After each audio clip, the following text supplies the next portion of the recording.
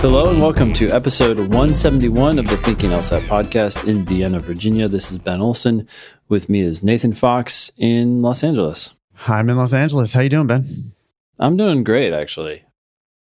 It's been super busy lately with all the changes that LSAC has been throwing at us. And I don't know, life, but yeah, things are good. I'm happy.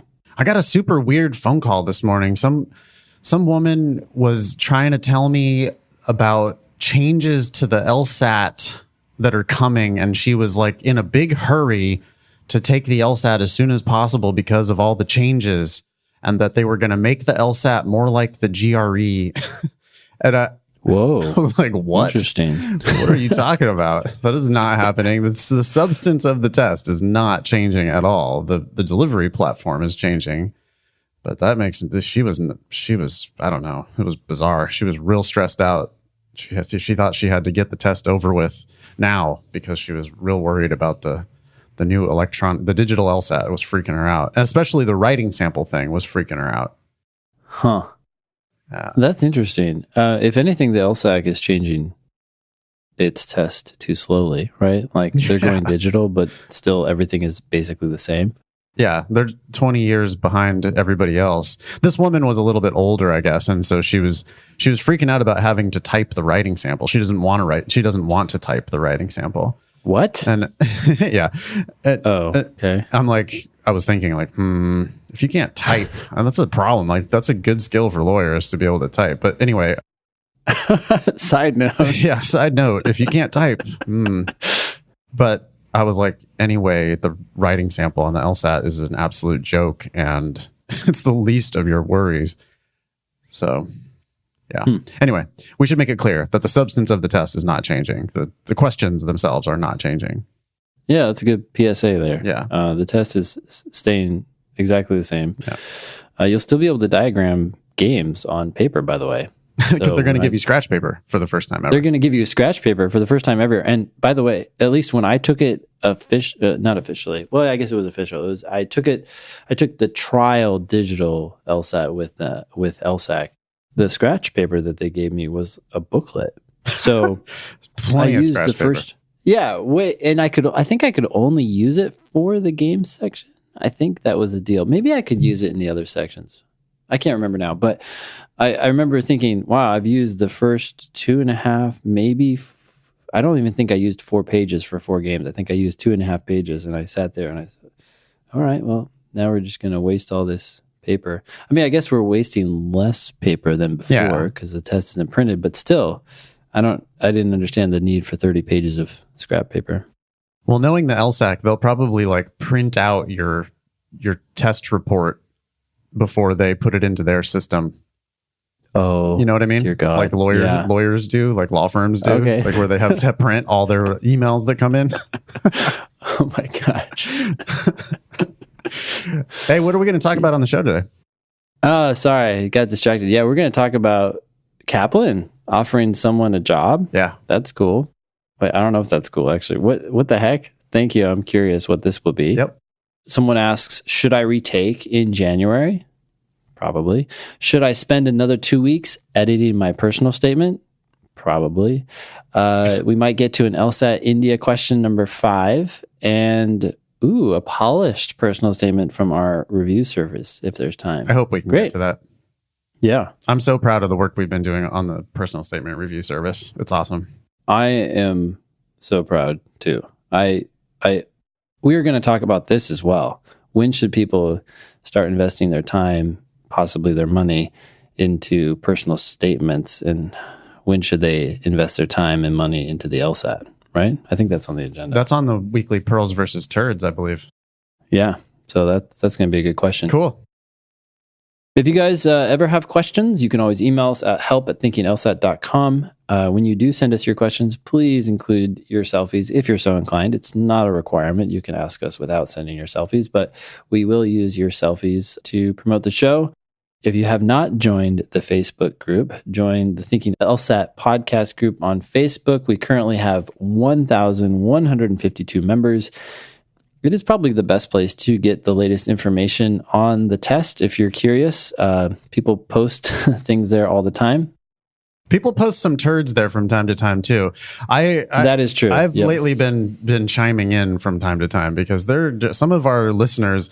I don't know if they're actually listeners or if they're just members of the Facebook group, because sometimes they're posting just pretty ridiculous things. Like there was a debate about whether the January LSAT was too late for this cycle.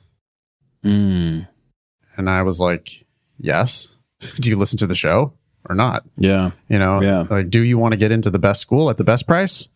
Then yes, January is too late. You should wait till the beginning of the next cycle. I get emails. I've been getting emails every day. Like yesterday, I got an email from somebody who applied early and got their full ride offer yesterday. On December 11th. So is the January LSAT too late? Yes, it is. You'll be paying the tuition of that person who got their full ride already. Yeah. Anyway. Still, the Facebook group's it's awesome. Great. Don't get me wrong. It's great for next week. Yeah, I mean next year, but the January LSAT, yeah, that's awesome for next year. You need to just be early for next year. It's too late for this year.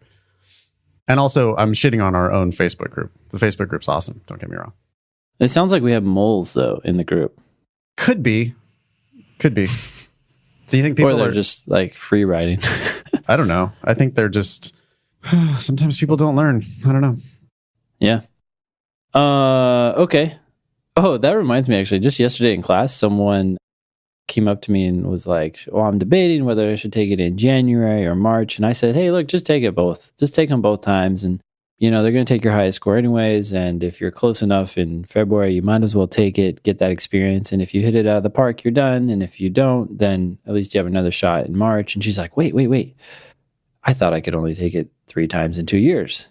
And I'm like, oh, no. That's been gone for a long time. And she said, but I just heard it from you on the podcast. And I was like, oh, did you start at the beginning of the podcast? She said, yes. So, well, so she'll hear us mocking her in another year when she gets to this episode.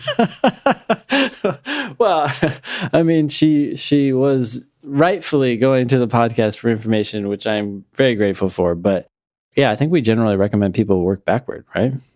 Yeah, start with the new. I mean, I think everybody should keep up with the newest episode every week when it comes out. And then if they want to also go back through the back catalog, that's fine. But you're going to want to listen to the new one each week. Preferably the minute it comes out. Yeah, just wait there at your computer or your phone. And then go on the Facebook group and immediately start talking about it. How awesome it was. Yes. Yeah, thank you. You can like the Facebook page, which is just at Thinking LSAT. We're on Twitter at Thinking LSAT. Nathan is at nfox. I am at Olson Benjamin. I haven't checked into Twitter in a while. I'll do that, I guess, today, as soon as I get off this podcast. Okay. We both offer classes, live classes in our respective towns. Nathan is in LA and San Francisco at foxlsat.com. I'm in DC at strategyprep.com. We also have online classes and do Skype tutoring online for a lot of you. So you can find more at our websites there. We also have the joint project that we're working on, the LSAT Demon, that continues to move forward. The thing that I was talking about last week was that we want the ability for people to take timed 35-minute sections in the Demon.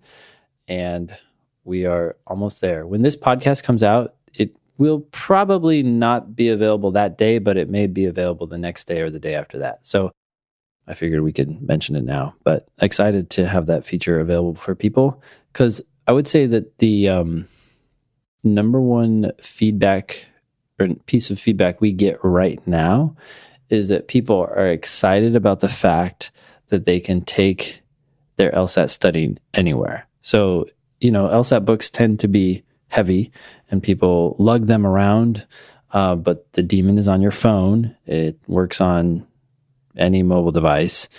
And so if people can do 35-minute sections on their phone, wow, you really don't have to take anything with you to study the test. Amazing. Yeah. LSATdemon.com, right? Free trial, right? Yep. Free trial for a week. Cool. So we have some updates here on the Demon. I guess these are people who have written us about them. Should I read it? Sure, go for it. Love the app. My practice test scores have jumped through the roof, and I've been on this thing less than a month. Oh, it's like multiple different. That's just a quote from a user. Here's another one. Okay. I just got my 170 back, which was about a 10-point improvement from June, and I was 1 point above my average practice score. So it's going pretty well. The Demon certainly helped me deal with some of the evolutions in the logical reasoning questions. I have no idea what that means. I actually think I have a theory about what this person means here. Oh, let's hear it. Well, so I'm assuming this person took the November LSAT. No, maybe it wasn't November. Maybe it was September. So anyways, test 85, I can't remember which one that was one that I felt like there were more swings in the final scores, more people who did better than their initial practice test scores or their average practice test scores, and then people who did noticeably worse. We always see that, but I felt like I saw that more with test 85. And in doing that test in class, I talked to people about it. And I said, hey, look, I don't see anything different with this test. This test seems fine to me. And my sense in talking to people who felt like it was an easier test, and then those people who felt like it was a harder test, is that the people who thought it was an easier test were approaching it more intuitively. In other words, they were looking at questions and saying, okay, this is a strengthened question, so I'm looking for the one that most helps the conclusion. Do I understand what's wrong with the argument, etc.? Versus someone who's doing it more mechanically and saying, I'm getting scoring or seeing score improvements because they've gotten used to the way strengthened questions sound. It's almost like the test writers have changed maybe their tone or their style for some of these questions, but they haven't changed the underlying logic because they can't. And so I think people who are just approaching the test fundamentally don't see any difference or actually see an improvement. Whereas people who have been doing it mechanically or based on just like what sounds good because they've done so many questions, saw a score drop with that test. Yeah. So I wonder if that's what he's talking about. Well, we both teach a pretty natural, intuitive approach to the test, right? Where I feel like every test is easier if you approach it on an intuitive level. I mean, that's why we don't like reading the question stem first on logical reasoning. They've been mixing up the question stems lately, right? So there'll be a question that it turns out to be a strengthened question, but they ask it in kind of a funny way. And if that's the first thing you read, I could see it being really like confusing, disconcerting, where you're like, oh no, I don't know what type of question this is. What am I going to do? And it's like, well, if you would have misidentify it, right? Right. And if you would have just read the argument first, you would have realized, oh, okay, the argument's bullshit because these obvious reasons. Yep. And that's the answer. No matter what question they ask you, that's always the answer. I mean, the correct answer is going to be related to that gap in the logic, the problem with the argument. So, I'm happy to hear that people who approach it less mechanically and more intuitively are doing well. Yeah. Okay, so that's two updates. I don't know who the first one was from, but the second one was from Brendan.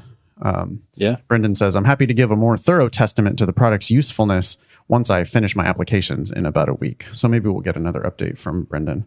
Yeah. But thanks a lot. We appreciate that. That helps. It really is motivating. I get emails about my books and stuff and about my online class and feedback on the Demon, feedback on the podcast. We get those all the time too. Yeah. I got a phone call the other day. I should have saved this somehow. I got a phone call from a listener who said that the podcast was basically the only thing he did for prep. He did practice sections and he did the podcast. Listen to the podcast. And he said, I can't believe you guys make this all available for free. I got a 170, whatever. I just felt like I had to give you a call and say thank you. And that is really, really nice when people do that. It's very, very motivating. Never get tired of hearing that. Yeah. We don't read a lot of those on the show because we don't like blowing ourselves up too much, but we definitely don't have a problem with it entirely. No, we do not. Yeah. No, that's good. That's cool. That's cool to hear. Hey, did you see this email from Wendy this morning? Email from the LSAC? I did. Yeah. Mm-hmm. What do you should we read it? Yeah. What was it again? It was like, now I can't believe I already forgot. It's kind of silly. I'll read it out loud. Okay. Apparently it wasn't that important because I forgot, or I already knew everything in the email. Maybe well, no, but it's a little ridiculous, and it has a little bit of like a Orwellian thing in it, like they commonly do. So It says important information about June and July 2019 LSAT registration. That's the subject. Dear God. Okay. Fucking long subject line. Yep. Yeah, you don't really ever need to put important information about in your subject line. You could just put Either it's June and July 2019 registration update or something like that. Oh, that would catch people's attention a lot faster. Like, wait, what? You have an update about the registration shit? Okay. We have edits for the LSAC, as always. Mm-hmm.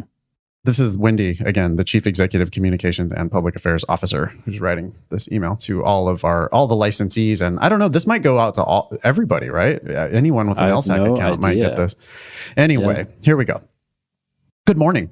Thank you for your support of the LSAT as it transitions to a digital format, and for your positive response to news earlier this week about LSAC's collaboration with Microsoft to deliver the digital LSAT on Microsoft Surface Go tablets. I just laughed when I saw that the first time. They sent out because they had sent out a previous email announcing that they were going to be using Microsoft Surface Go tablets. Yeah. But I thought that was super Samsung. funny because they did all the tests on Samsung tablets. Yeah. And we were like goofing on how funny it was that the LSAC was going to buy 1,000 or 10,000 tablets or whatever it was from Samsung. But apparently Microsoft swooped in at the last minute and got the deal. So it doesn't victory for Microsoft. I'm sure it doesn't matter at all what tablet it's on, but I'm surprised that they keep talking about, like, who gives a shit? I don't know. It's just funny. No joke. Like, just when is the test? Where do I go? And how does it look? Yeah. Oh, by the way, I should say that this time 35-minute section thing that we were working on. Yes. We're mimicking the navigation of the official test, of course. And I'm hoping we're going to be able to like evolve that as the official test evolves. We'll be able to sort of keep it close. Yeah, if it evolves. If it evolves, like, which it'll very slowly change. These things are going to calcify quickly, I'm sure. We were joking with the developers. We were talking about the navigation, and we were looking at, their screenshots and my experience when I took it myself. And I was like, it's not very fun to try to develop some cutting edge website when you have to follow the LSAC. When you have to follow the LSAC. And they were laughing about it. And I'm like, well, okay, there are some things we can do slightly differently here that will make it a better user experience, but won't change the substance or meaning of the symbols so that everybody is ready for the official LSAT. But we have made it a little more mobile friendly, which is fair because they're not doing theirs on phone. But it was, we had a good laugh about some of their design choices. Yeah, I'm sure it's not going to be the greatest. I wonder, maybe we can sell the demon to the LSAC. Yeah. Be like, hey, we developed this for you because we know you guys aren't going to do that great of a job. And by the way, anyways, sorry. I was going to keep going, but okay. Continuing on with this email. As you know, we are also making changes to separate the writing section from the LSAT, starting with the June 3, 2019 test. So that's before the transition to digital. Mm-hmm. They're going to separate the writing sample from the test. Yeah. This change will result in greater convenience and flexibility for test takers, as the testing day will be shorter. The essay will be typed rather than handwritten, and it can be completed at a time and place of the test taker's choosing. That I don't like that apostrophe there on takers. A time and place of the test takers, plural, choosing. Yeah, you could go singular there. I'm also kind of caught up in this idea that we have this. Well, my first reaction was if changes are good, usually you don't need to tell people that they're good, Yeah. right? Like you're just like, hey, you can take this online now at any time. And people are like, oh, okay, I get it. So I'm not sure why she's telling us that it's convenient and flexible. I'm also a little, I'm just kind of stuck on the fact that these three ideas are all independent clauses. I don't know if that's necessarily a problem, but it is a wordy sentence, bottom line. Okay. Next paragraph. This is where the Orwellian thing happens. We have decided to take a little extra time to ensure that all test takers have the tools and resources they need to be fully confident in preparing for the digital LSAT. Therefore, we will be opening registration for the June and July tests in early January rather than today as originally anticipated. I call BS. It's 100% BS. What do you mean we have decided to take a little extra time to ensure that all test takers have the tools and resources they need to be fully confident in preparing for the digital LSAT? What does that have to do with opening the registration date later?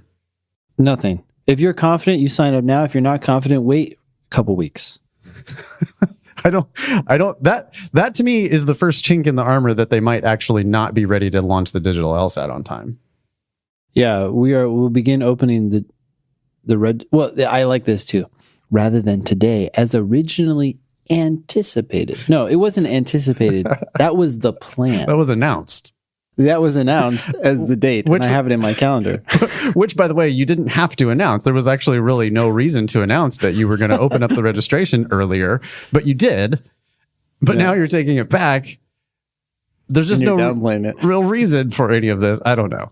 Anyway, they're trying to make it sound like, oh, we're here to help you. We're postponing the registration to help you. No. You're postponing the registration because you're not ready. It's just so funny. They always are like this. It's like, oh, we're doing all these things for your benefit always. Yeah. We will make the new digital LSAT familiarization tutorial available at the same time. Gosh. You could just cut familiarization out of there, don't you think? Yeah. Yeah. We will make the new digital LSAT tutorial available at the same time. Mm-hmm. We will let you know when both registration and the tutorial become available. Thank you for all you do Thank you for all you do to prepare students to begin their law school journey, Wendy. Oh, so this email is only going to us. Yep. Okay. All right. Well, anyway, we mock because we love LSAC, and I don't know. It's like you're not opening the registration on the day you said. You're announcing that you're not doing it on the day that you were supposed to be opening registration. Now you're not. That's fine. Which, by the way, is super early. When they said that they were opening it on December 12th or whatever, it was, 12th, right? Yeah, today. This email came out today. So she's telling us today that the registration is, in fact, not going to happen today. Yeah. As unnecessarily previously announced. There was no reason why anyone would want to register for the June or July LSAT on December 12th. There's absolutely no reason why anyone would do that. Mm-hmm. But they announced it. So now they're unannouncing it. Now they're not even giving a date that they are going to open it. They're just saying early January. I wonder what internal politics Wendy is facing. Like, seriously, she's writing this email today, the day it was supposed to be opened. So it wasn't opened. And apparently they didn't know this yesterday, or at least had enough time to draft this email. It's kind of interesting. I'm very confused. As always, I'm very confused. For someone who's allegedly so smart, Ben, I'm frequently confused. Maybe you need to reevaluate your presupposition. It's totally possible. Totally possible. There's a new weed store opening in my neighborhood. I noticed today. I walked past it. So I'll just be high all the time from now on. And then probably all this stuff will just make total sense. Yeah. Yeah. There you go. Oh, yeah. I get it. Mm-hmm. Totally. Cool. Yeah. Yeah. Early January. Far out. All right. Cool, man. Should we get back to the agenda? Sorry for hijacking. No, please. I appreciate it. So although you just read that one, this one's from your friend. So maybe you should take this one as well. What's going on here? Yeah. So my friend forwarded me. This is a friend who recently graduated law school from not the best law school. She graduated from a school with a 25th to 75th percentile LSAT range in the low 150s. Okay. Mm-hmm. Okay. So a, 100 plus, let's say, ranked law school. I guess that might be an unranked law school. It's an ABA accredited school, but it's, not the greatest school in the world. Yeah. She was there on a scholarship. She managed to pass the bar on her first attempt. I'm very proud of her. She posted her resume on Indeed, which is apparently a legal job search site. Mm-hmm. Mm-hmm. And within 24 hours, she got an email, unsolicited, from Kaplan. Yeah. Job title, LSAT teacher part-time, company, Kaplan test prep. Mm-hmm. Hi, I found your resume on Indeed. Please reply to this email if you are interested in discussing the following job opening. Thank you for your consideration. And I just laughed because it's like, this shows you what their standards are for hiring teachers. Wow. Like, my friend is smart, but she didn't even do very well on the LSAT at all herself. Yeah. She went to a school where almost no one does well on the LSAT. She has no teaching experience on her resume whatsoever. She has no interest in or experience teaching. Yeah. But within 24 hours of posting on this legal job search website, she's getting an email from Kaplan that they want her. Wow. I mean, the reason why is there's a million other, if you're going to be a corporate LSAT teacher, there's so many other better options besides Kaplan, because Kaplan pays shit for their classroom LSAT teachers. Yeah. Anyway, I just got an interesting business model. Their classes are short. They charge a decent amount because of their name, I guess. They're really just riding off of the name. Yeah, they're a marketing company. They're not, at least as far as the LSAT goes, they are not really a good option at all. I mean, they're much better at selling their services than they are at providing their services. Mm-hmm. They have all kinds of just crazy discount, right? That's their deal, is that they price it at twice the price that they actually want you to pay. Mm-hmm. It's just like law school, to be honest. Yeah. They double the price and then give everybody a 50% discount and make you feel special that, they're giving you 50% off, and you're still paying more than you would have to pay, or pay the same that you would have to pay for our shit, which is much better. Yeah. And, the fact that they're paying their classroom teachers, $20 an hour, or maybe $25 an hour or something like that. 25 is what I heard. Yeah. Yeah. Mm-hmm. And it's like, really? No one in their right mind who had any kind of a good LSAT score would be able to, would stomach that, because there's other, I'm not saying Test Masters and Power Score and all that is any good, but at least there you can make $50 an hour, right? Blueprint, Manhattan, I guess you can make $100 an hour.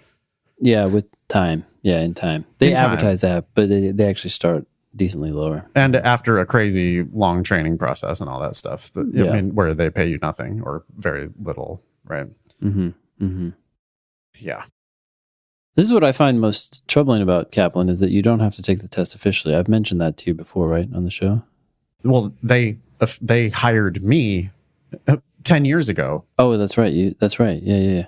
I mean, this was in Boston. I went in there looking to work as an SAT teacher, and they said, "Oh, we're full up on SAT teachers, but here, why don't you take this practice LSAT?" And based on a practice LSAT that I took in their office, they hired me on the spot to be their LSAT teacher. Yeah. I'm like, you fucking kidding me? You don't have to take the official test? Just oh yeah, no, you're the Kaplan teacher now. Yay.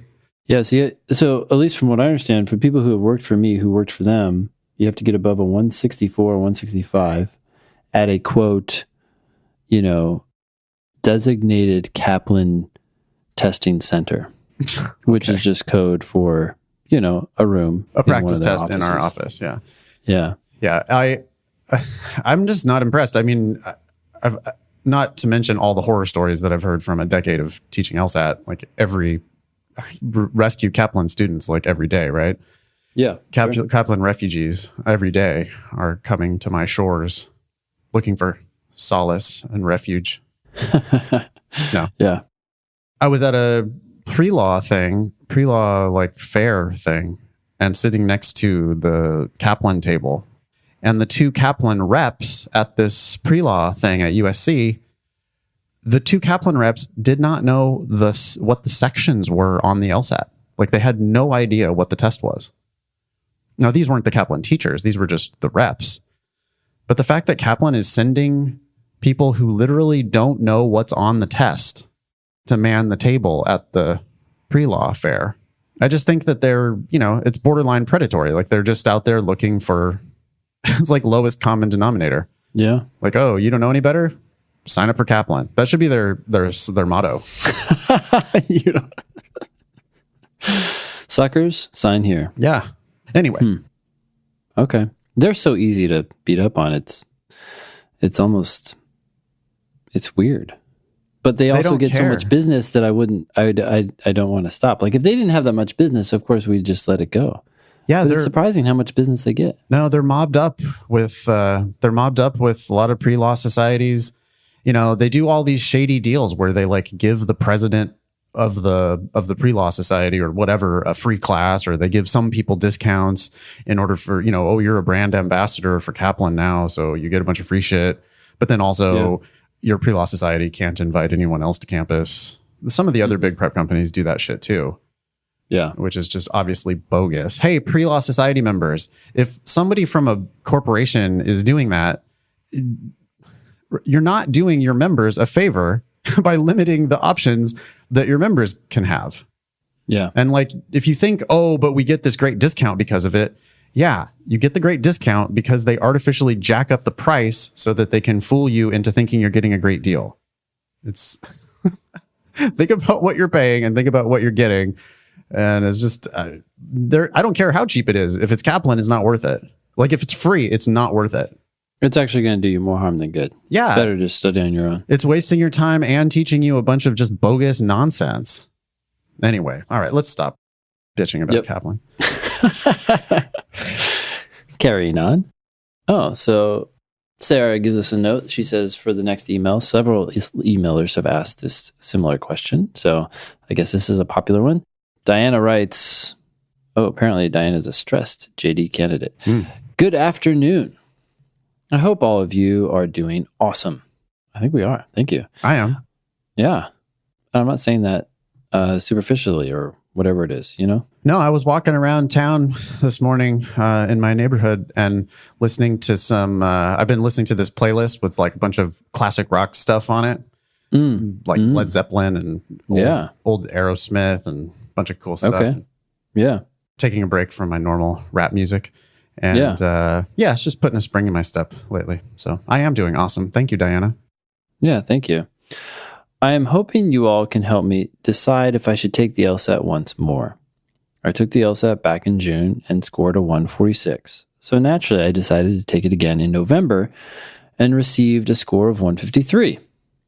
By the way, that may not seem like a lot of increase, but that's quite significant. You're still not where you need to be, but that's drastically different.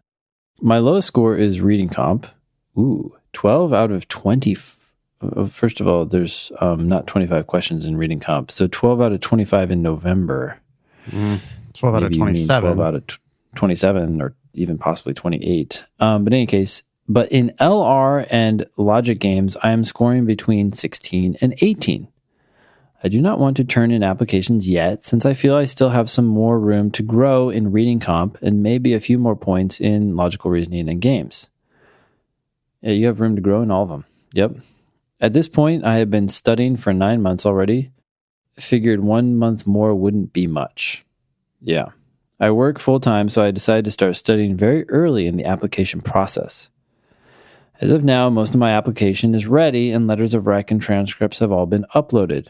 Do you all think it is worth it to apply later in the process for a chance to improve a few more points and possibly the possibility of scholarships? Thank you for all your help. I will be subscribing to the LSAT Demon soon for a chance of improving my score if I take it one more time. Thank you, Diana. I would say it's so worth it. I don't know that you should necessarily even be applying with a 153. It depends on what your goals are and what schools you want to attend, but take it again and then apply next year. It's money on the table. If you can just bump it up to like high 150s, low 160s. Yeah, I don't care how long you've been studying, like she seems to think that one more month is all she should devote to it. But if I were her, I would be devoting another year to it if necessary. Certainly one more cycle. I mean, taking the January LSAT and then applying, no. If you have to go to law school in 2019, you need to apply right now with the score you have on record. But I don't know why you'd have to do that. But nobody should have to go to school in 2019. I have this conversation all day, every day. Just I never stop yelling at people about you don't need to start law school in 2019. You can always start law school in 2020. September 1st will be here before you know it, and you could have all your applications in. Diana, you could study for another 3 months, 6 months. You could retake the LSAT in March, June, July. You could get a 160. I just cringe when people go to law school with anything less than a 160. Think about this for a half second. How much money do you make in a year? I have no idea, obviously, Diana, how much money you make, but let's just guess. What do you say, Nathan? 60? Is that a high guess? That would be, yeah.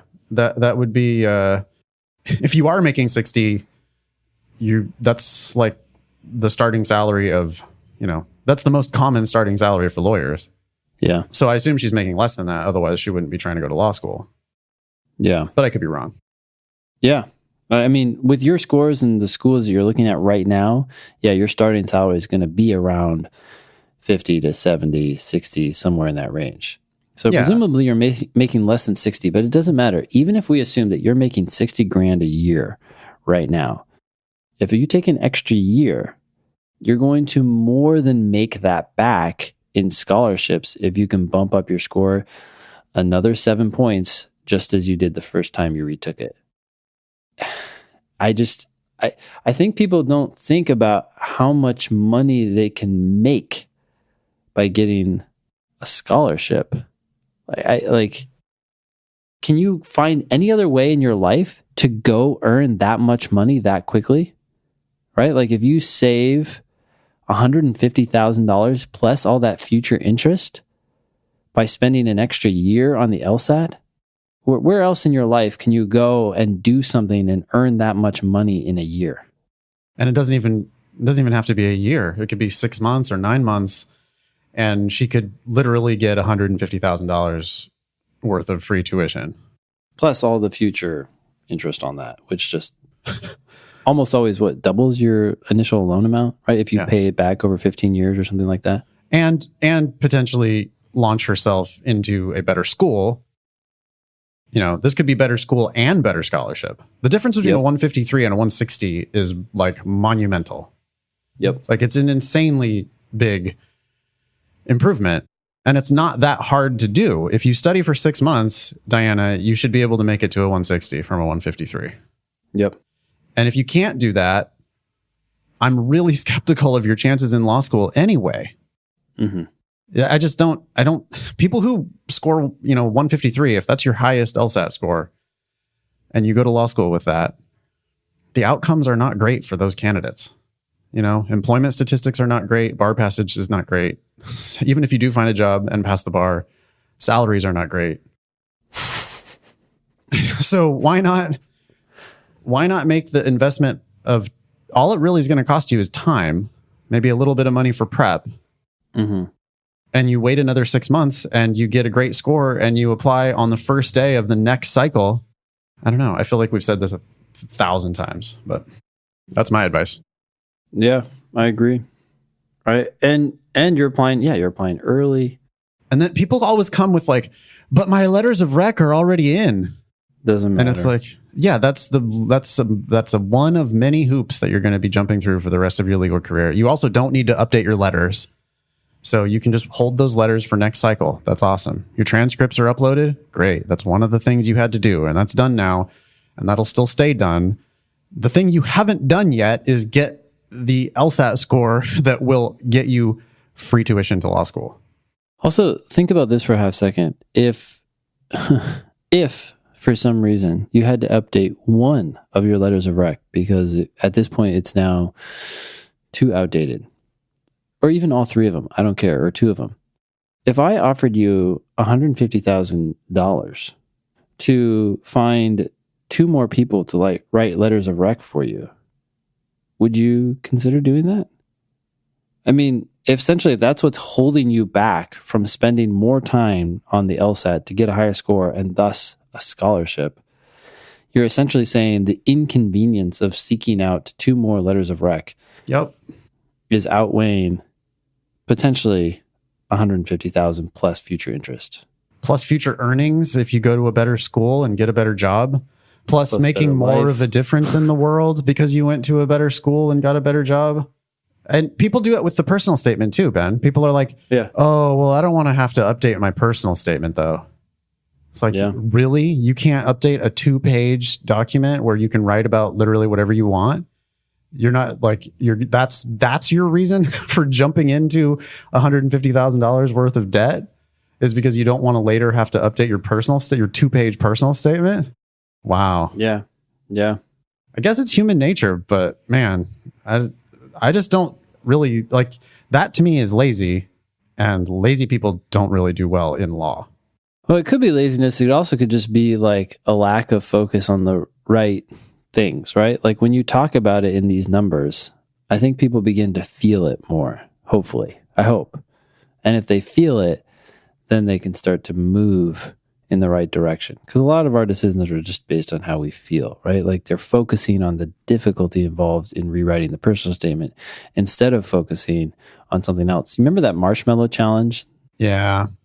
It's all about what you focus on. The kid who didn't eat the marshmallow when he was asked not to was focusing on the reward, whereas the kids who ate the marshmallow before the person came back to the room or whatever, they were focusing on the marshmallow. The kids who didn't eat it, they would look away. I guess what I'm saying is I think a lot of times we're all very similar. We don't necessarily have more or less willpower. It's like we're just maybe not as wisely focusing on the right things. Yeah. I mean, so to talk about the numbers a little bit, I mean, if you spent 10 hours a week for 15 weeks, how much do you think you could improve on the LSAT? How about half a point a week? Yeah. Okay, so 10 hours a week for 15 weeks, and you improve your score by 7 points. That's what Diana would be looking at to get to 160. Mm-hmm. I'm not guaranteeing that 10 hours a week for 15 weeks would improve her by 7 points, but many, many people would. If they actually spent 10 hours and they split it up over the weekdays, right? Yeah, a little bit every day. Mm-hmm. Sign up for the demon. Do 10 hours a week on the demon. Yeah. And improve to 160, and you potentially get $150,000 in scholarships out of that. So you've spent 150 hours total for $150,000. Mm-hmm. So that's $1,000 an hour. Yeah. Where else can you make money like that? Are you interested in making $1,000 an hour for the next 15 weeks? Okay. Yeah. There you go. You add in some risk and you say, fine, you have a 50-50 shot at this. Oh, so it's only $500 an hour. Yeah. Yeah. Expected value. Or 10% chance. Now it's $100 an hour. Still. Yeah. Still way more than you make at your current job. $100 an hour is $200,000 a year full time. Yeah. So, right. So even if it's only a 10% chance, that still is $100 an hour on average. Yeah. And you could improve by more than 7 points if you studied 10 hours a week for 15 weeks. Yeah. Or our answer for Diana is clear.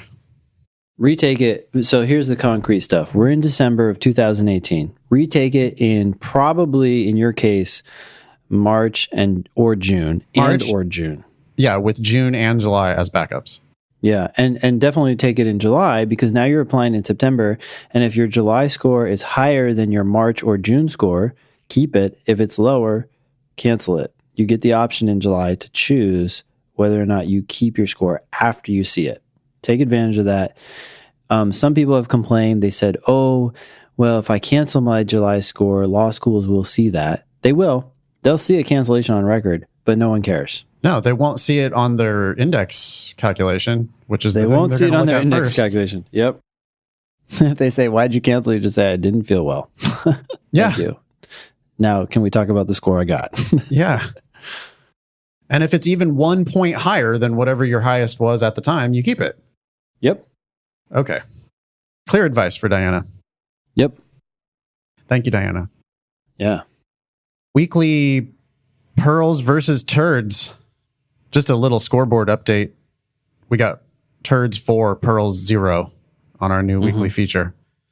So we have a proposed bit of wisdom here from a listener or podcast co-host. We got an email here from Ben the Hen. Yeah. Your brother really called you Ben the Hen when you were a kid? Yeah. Well, see, you got to realize that my brother is 15 years older than me. Uh-huh. So he was like a pseudo brother, father figure, kind of, I guess you could say. He's actually a half brother, but I never really thought of him as that because his dad died when he was 5, and then my mom got remarried and had me, and so then that's why he's so much older than I am. But yes, we're close. But at the same time, when I was growing up, he called me Ben the Hen. I have no idea why he called me Ben the Hen, but that's what brothers do, I guess. Older brothers, right? Boys are stupid, basically. So he came up with a stupid name for you. Yeah. But you know what's strange is that Matt, who works for me, told me the other day that I guess I sent him an email from my personal Gmail. I'll usually send it from my work email, but somehow I sent it from my personal email. And he said, your name is Ben it comes through as Ben the Hen. And I was like, what? Like, how did that get, like, where in Gmail is that coming up? Because I don't see that. I can't see it anywhere. It made me feel, a little antiquated, but I'm going to figure that out and change that. I'm assuming it's just in my profile somewhere, but I can't see it. I see Ben Olson in my name and my last name. So I'm like, I don't know where the heck that. Slightly unprofessional when you send it accidentally for business purposes, but I don't know. We're slightly unprofessional, I guess. So we are slightly unprofessional, but I would prefer that not be sending from my personal email to anyone I'm communicating with out in the world, even if they're just my buddies who want to grab a drink. So, all right. Here's the proposed bit of wisdom from Ben the Hen. It says, if you're above their 75th percentile for LSAT, focus on your personal statement. If you're below their 75th percentile for LSAT, focus on your LSAT. Yeah, so this is a random piece of advice that I just came up with when I was talking to people about the personal statement package, because people are now asking, right? Hey, should I spend more money on the LSAT and work on that? Or should I now turn my focus to the personal statement and spend that money on your package? And I'm like trying to figure out what would be best for them. And in most cases, my gut is like, if you can improve your LSAT score, just like we were talking about for Diana, that's going to move the needle quite a bit. Whereas your personal statement is more like icing on the cake. But I feel like once you're above the 25th percentile for LSAT, 75th percentile. Sorry, did I say 25? Yeah. 75th, then they're already sold on that part of your application. And so then they're going to turn to the rest, especially if your GPA is lower. So this is the random like rule of thumb that I just came up with. And I'm curious what you think. I really wonder, is this a pearl or a turd? I would put this one as a tie. Okay. Mm-hmm. Because I understand the idea that, yeah, sure, if you're above their 75th percentile, then that means that you are raising the LSAT profile of the school, which, on their ABA 509 report, it'll show a higher 75th percentile because of you, or at least, you would tend to bump that number up. Yes. And so then at that point, they would probably be interested in you. So they, are going to want to read your personal statement, and you need a great personal statement to get scholarships and move the ball further along in that regard. Mm-hmm. Yeah. My gut though is, why not both? I mean, if it's like, which one should you spend money on? Mm-hmm. I could see how spending money on the personal statement might make more sense at that point. Mm-hmm. But I do think that, if you're 1 point above their 75th percentile, that's one thing. But if you're 8 points above their 75th percentile, that's another thing. Mm-hmm. And I have a feeling that you can get money by doing both of those things. But I just think everybody needs the highest LSAT score they can possibly get. Like, there's never a time where I would say, oh, unless you're already like in the 99th percentile, right? If you're Mhm. if you're Yeah. 174, 175, you know, don't bother retaking the LSAT. Focus on your personal statement so you don't look like an ass. I think I would literally never tell anyone to retake it if they had a 175. I don't like, for what? Who are you For trying any to school. impress? Yeah. Yeah. You're already above the 75th percentile for Yale. Like what? Who are you trying to impress? Mm-hmm. But if you're at 169, you know, and the 75th percentile of the school you're looking at is 168, but you think you're capable of a 175, then I would take it. I would take it again. But I will give you the pearl as far as personal statements matter. And we have been able to make a huge difference. I guess I didn't realize how bad people's personal statements were until we started working on so many of them. Well, bad in the context of people telling us that they are awesome, right? Hey, I'd really like you guys to look at my personal statement. It's pretty much there. I'm a good writer. I just need you to tweak it. Can you just look at it? Yeah. I think it's fine. I'm not sure about just take a look. Like what they really want you to do is to just stroke their ego and tell them how good it is. Yeah. And then you look at it and it has glaring, obvious problems. And you're like, oh my God, this is not, let's tweak the first few sentences and then bam, you need to start over, right? It's like, I think that's what happens when people write into the show too with their personal statement. I mean, I don't think people are writing in thinking, this is horrible. Let's hear how horrible it is. I think they're writing in thinking, this is the best I can come up with. Yeah. Why else would you submit that to torture? So anyways, yeah, what we're discovering is that people's personal statements, when they say that they're awesome, and in the past I've sort of believed them, right? The person's doing well in the LSAT and they're saying, oh, I'm a good writer and I feel pretty good about my personal statement. In the past, I've thought, well, yeah, this person seems pretty competent. They have a high GPA. They have a high LSAT score. I believe that they're a good writer. But I haven't seen a personal statement yet that I haven't been like, actually, no, that's not true. I did see one a couple weeks ago that I thought was pretty good. It still had to have several changes, but that was one of the first. And I was surprised by the fact that it was good. Well, Ben, even when you get done with a document and I take a look at it, I tweak it. Yeah. And then when I get done with it, you take a look at it and you tweak it. Yeah. And it continues to get better and better. Do you want to talk, Ben, about, maybe we won't name names, but you read recently a personal statement that came from one of these big services? Yes, it came again. Yeah. A very expensive service. Very expensive service. This was, I don't know the exact amount, but it was roughly $5,000 for this service in particular. And, I was surprised again. I mean, I guess what's happened in the past is that when you and I have focused on the LSAT and someone does have the money or the means to pay for help with their personal statement, we've said, well, we can look at it we'll glance at it for free. This is in the past. This is a few years ago. But ultimately we're like, look, if you've got the money here, you should go to this company or go to that company and really get your personal statement worked on. And my assumption, given the price that they were paying, is that these people were getting top-notch personal statements out of this process. But what you and I have both seen is that when people send us their personal statements from these services, we are immediately writing back and saying, wait, is this the final version? Do you have the final version? This can't be the final version. What the hell is going on here? Yeah. And I'm not lying. Inconsistencies where there's 2 periods between one sentence and then 1 period between the next sentences? Yes. I mean, it's fine if you want to take the 2-period stance or the 2-space stance after a period, but be consistent. You right? certainly can't mix it up. And if that's the final version, I mean, that's the type of shit that lawyers should see. You just spot that. And yeah, what else? There was also a bunch of just bogus platitudes. Even the ideas weren't good. That's the biggest problem with most personal statements is the ideas aren't good. The second problem is how they're written.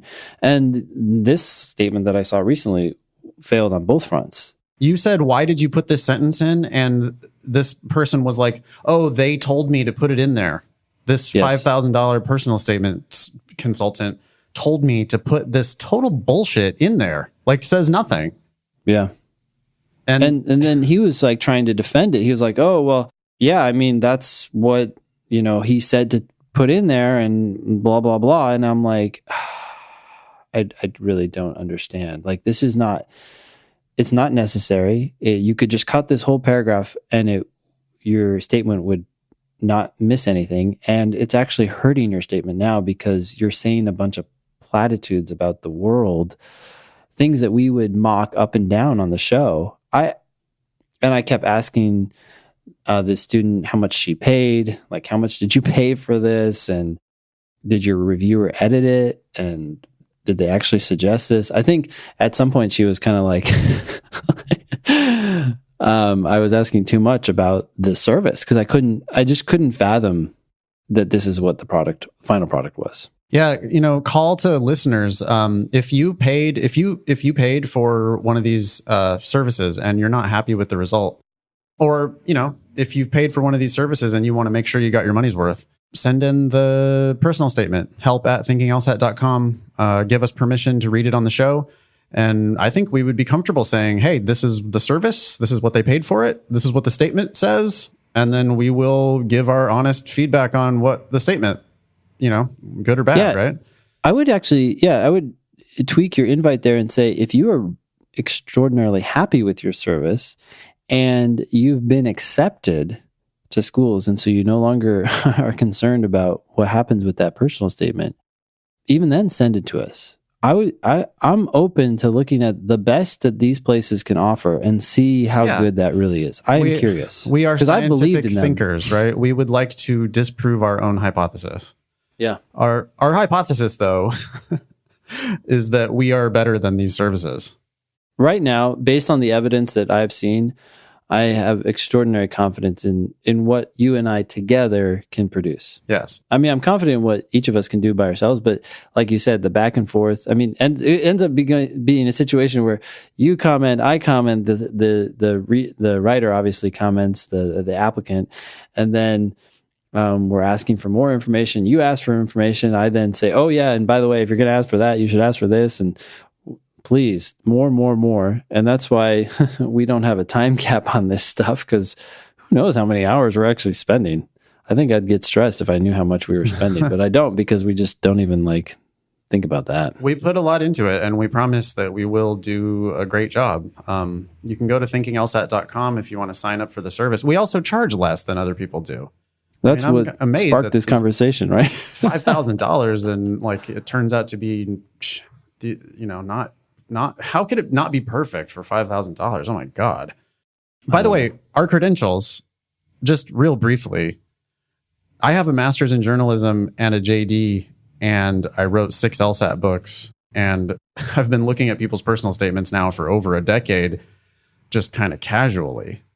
Mm-hmm. Ben, you have a JD. You were a professional legal writing consultant. Yeah. And you've been looking at personal statements now for a decade, I'm sure, for your students. Yeah. So it's not like we don't have, we actually do have the credentials to offer this service anyway. Mm-hmm. We just haven't focused on it, and we just focused on the LSAT. Yeah, but we really should, because I mean, we're good at the LSAT, but we're fucking good at these personal statements too. We really are. Mm-hmm. All right, cool. So maybe for this turd and pearl, bottom line is, if you can improve your score more, focus on that. If you really are done and are in the 75th percentile or higher, then definitely turn your focus to your personal statement. I'll give it a tie. How about that? Mm-hmm. 4 and 1. Okay. Let's see. Is this me? Hi, Ben and Nathan. Hope this gets bumped to the top of the list, as it is time sensitive. While you guys are ripping up personal statements, I'm wondering, should I rip up mine and apply, say 2 weeks later? Or should I rather keep my current, which is not perfect, but I get a leg up by applying a bit earlier? If you already know that your personal statement's not perfect, you need to work on it. Because when people think they're perfect, they're not. Yeah. And so when they think they're not perfect, I'm afraid that they're bad. Yeah. I mean, maybe not. Maybe you're the kind of person who's actually hearing what we have to say, and therefore you recognize its imperfection. But why not work on that? Yeah, and also you do have to. So one thing that we say a lot is that there is no one perfect document, right? Sure. Like even if we thought this was ready to submit, if we looked at it in a week, we would be tweaking it. Yeah, I would and we'll always probably be tweak the tweaking it. one today. Yes, we'll keep tweaking it and tweaking it and tweaking it. Yep. But that's not what we're talking about. This sounds like my hypothesis here. I just suspect that you know that it kind of sucks. Mm-hmm. And if it kind of sucks / has obvious glaring errors in it, there's a difference, right, between tweaking it to make it better and fixing obvious problems. Yeah. If it has obvious problems, do not submit it. Mm-hmm. It's the first document in your legal career. Yeah. Do you want that first document to be just good enough, or do you want it to be awesome? Mm-hmm. And make it awesome before you submit. Anyway, go ahead. Yeah. I look forward to Tuesdays to hear the new show every week. Cool. Wish the demon was around while I studied for the LSAT. Wow. Ben, I can't emphasize enough how helpful the score tracker was for me. Cool. These are all nice comments at the end of this email. Nathan, you once obnoxiously disparaged, quote, religious people, claiming that they probably get lower LSAT scores. Oh, geez. Well, why don't you compare Sabbath observer scores to the general average? I would love to do that if I could. I mean, but what? Do they release those results, Ben? They might actually. LSAC has a lot of data on its website. I guess the challenge I would ask this listener is to do this for us. Yeah, that would have been a slightly more helpful email. We could also talk about whether Sabbath observers are actually religious people. I mean, I know a lot of like sort of culturally observant Jewish people who would not actually describe themselves as religious, that they think it's more of a cultural thing. And so, yeah, I don't know. I mean, if most Saturday Sabbath observers are Jewish people, Jewish families tend to do very well educationally in the United States. And so it wouldn't surprise me at all if the Saturday Sabbath scores were higher. There are also people who take that test are just going to be more savvy to begin with because they know that there's an option. The fact that you even know there's an option to take it on a different day, the fact that you're like in there getting special treatment is already probably going to correlate with higher scores anyway. That doesn't have anything to do with like your religious faith helping you to get a higher score, if that's what you're intending. Yeah. Well, I think we might leave that for any listeners who are curious enough to investigate. Huge fan of the show and future kick-ass lawyer. Wink. Wink face. What is that? Smiley with wink? I don't know what to call that. Next one. Yeah. Oh, this is LSAT India. Question number 5. Mm-hmm.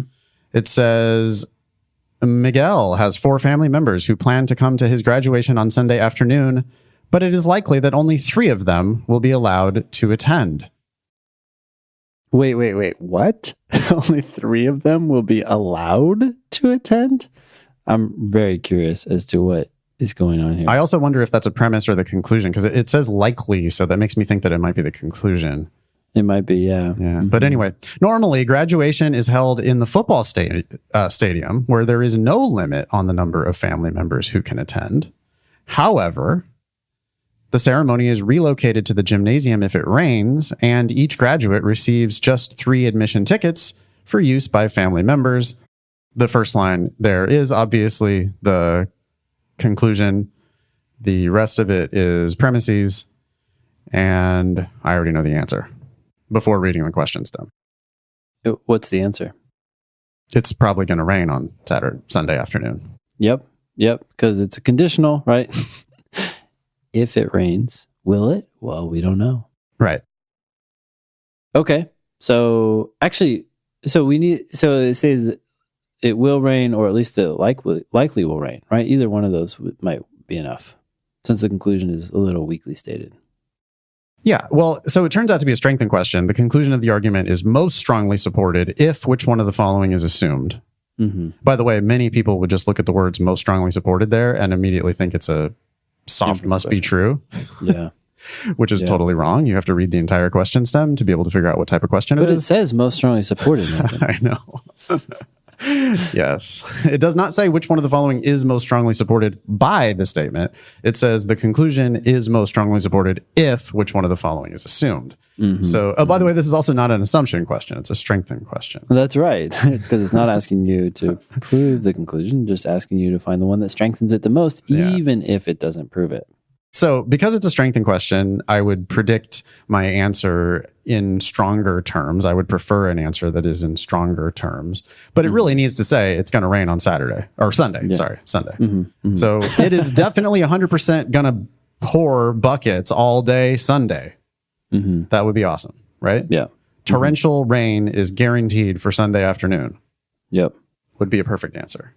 Yeah. And I can't imagine answering this question in any other way. You again, this is one of those where you like, if you're not predicting the answer, you're just not doing it right. Mm-hmm. A, Miguel's graduating class is much larger than usual. B, Miguel has lost one of the admission tickets to be used if the ceremony is held in the gymnasium. What's the killer word in there? The killer word? If? Yeah. If it's held in the gymnasium, which we already don't know. I mean, that's the point at issue. If it's held in the gymnasium, then it's already, the argument's looking great, right? Yeah. I mean, if it's held in the gym, each graduate only gets 3 tickets. Yep.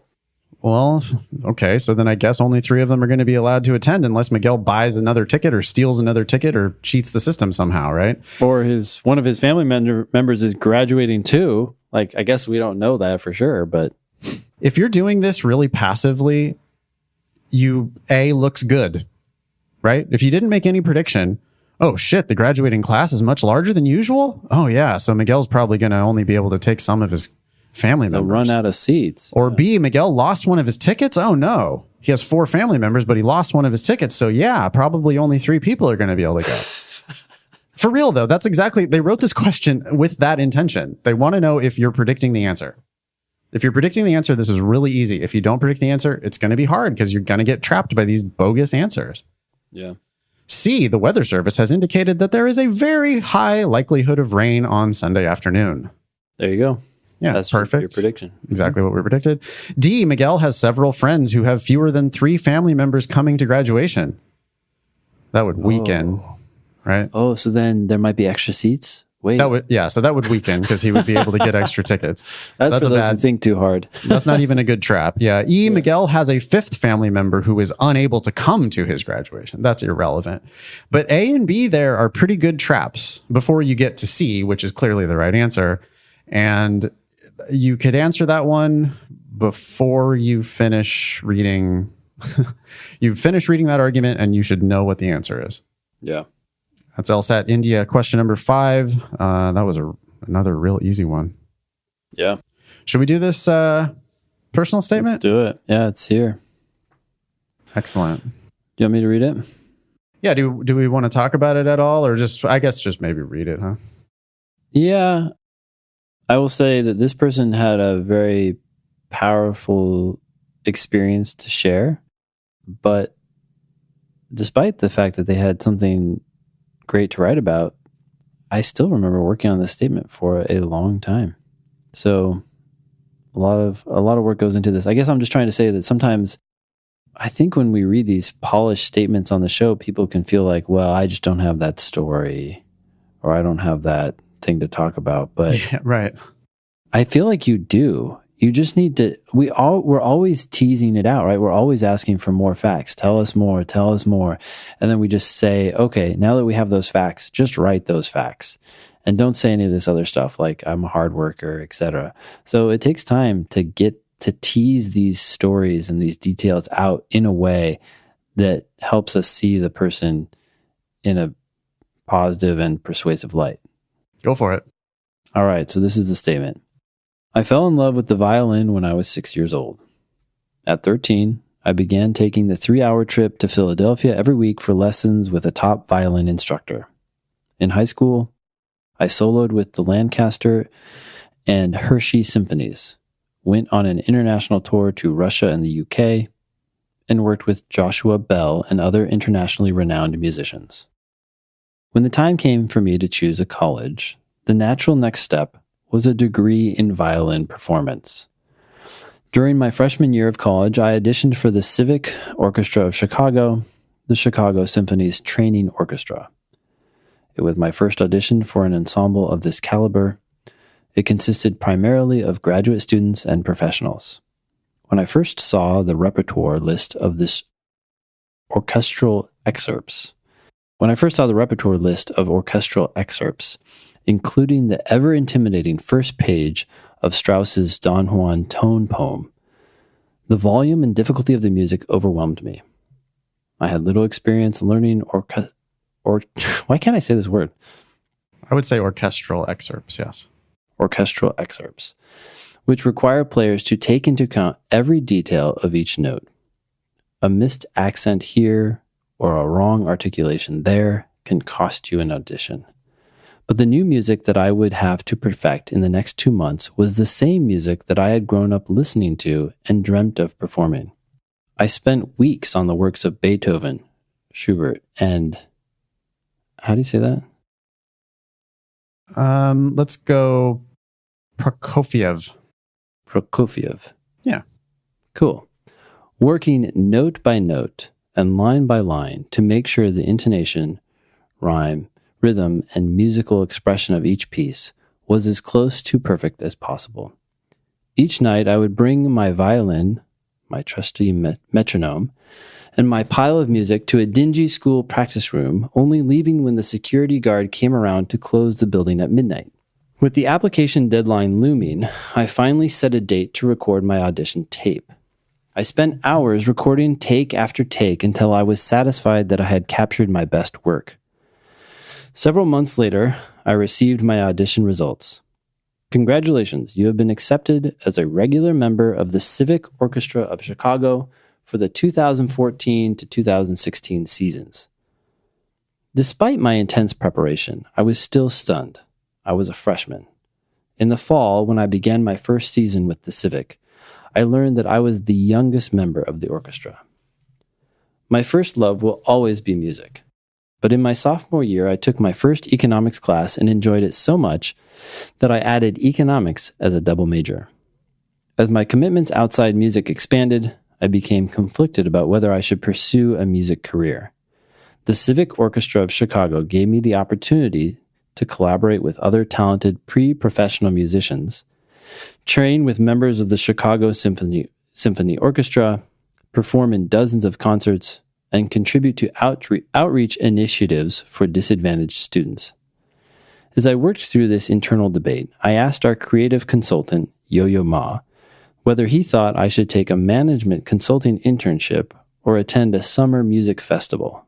I find it sad that we live in a time, he responded, when society will think less of you if you are that good, that talented, and that multifaceted. I think that you are more if you pursue both opportunities, which puts you in the fortuitous position of standing out as unique and creating your own life and job. I took the internship and now work as an analyst at the same consulting firm. I scour articles, speak with experts, and write. Topics range from hypersonic missiles and the intellectual property of fighter planes to artificial intelligence and analytics for federal health agencies. I now prepare revenue models for M&A due diligence the same way I prepared Beethoven's violin concerto at the Civic Orchestra. Legal training will give me even more tools to continue carving my own unique career path. That's it. Yeah, it's fantastic. I really like it. I do remember, I mean, she had these stories to tell. She just wasn't telling them very well. Yeah. And there was details left out. I remember asking for more information repeatedly. Yes, totally. Like one of those last sentences, I now prepare revenue models for M&A due diligence. I was the one who, I remember, I'm sorry, I'm patting myself on the back, but I said, how about if you compare it to the way that you prepared for like something specific? Mm-hmm. And so she put in the Beethoven's Violin Concerto. Yeah. And now it's just like, oh, I mean, you can just, it just makes the whole thing make sense. It's like, yeah, you're passionate about music. She's so obviously accomplished in music, right? Mm-hmm. The fact that she's the youngest person in the Civic Orchestra of Chicago is like, okay, that's obviously a big deal. But then now she is able to tie this to, but now I do serious lawyer shit. Mm-hmm. And I love all those details, like about the stuff she's writing about. Oh God, that's so good. And the economics. I mean, the beginning of this whole statement makes it seem like she's a musician. And then the end of the statement, you're like, oh, she's not just a musician. She's a smart, hardworking, detail-oriented individual who we learned about through her music experience, but now see is clearly interested in moving in another direction, which, by the way, she answers without directly answering it in a way that's not very effective, right? Like, and now I want to go to law school. Right. And it's almost seems like you're trying too hard to make that case. So people make it so jarring. Yeah, it's just like, and they're just claiming that law school is the next inevitable step, and it's like, well, it doesn't look like that if you don't say any serious lawyer shit that you've done. Mm-hmm. It's funny how people want to leave out all this stuff that we had her put in here about the economics and the consulting firm and the scouring articles and speaking with experts and writing and all these topics. And it's like, yeah, okay, M&A due diligence. It's like, I think a lot of people think, oh, that's boring. I don't want to put that in there, but we need some of that. If you've done any of that, yes, by all means, please put it in your statement. Think about it this way. If you go back and listen to this statement again, every single sentence tells you something new and factual about this applicant.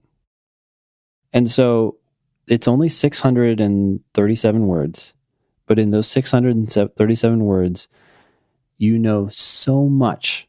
You know about this person in high school. They went on this tour. You know that they went into this orchestra. You know that they did this recording. You know what kind of things that they did in school. They were an econ double major. You just can't learn that much about most people in most personal statements. They don't provide enough facts. They don't provide the right facts, and they start drawing conclusions. There's nowhere in this statement anywhere where she says, I'm a hard worker. I pay attention to details. I work well with other people. I take seriously life decisions. None of that is said here, but it's obvious from the facts that she provides. Yeah, it's showing instead of telling. This entire statement, every single sentence is showing. Yeah, absolutely. It's sort of like I feel bad because the show is so much funnier when we read shitty personal statements. Yeah. But these good personal statements are really, really good. So anyway, if you would like to turn your comedically bad personal statement into an actually good personal statement, the one that might get you into, Harvard, Stanford, Yale, and attract tens and hundreds of thousands of scholarship dollars, you should go to thinkinglsat.com and consider signing up for our service. We promise we will do a great job for you. Yeah. Help you put your best foot forward because y'all aren't that good at it. On that note, that was show 171. Thanks all y'all for listening. Nice knowing you. Don't pay for law school.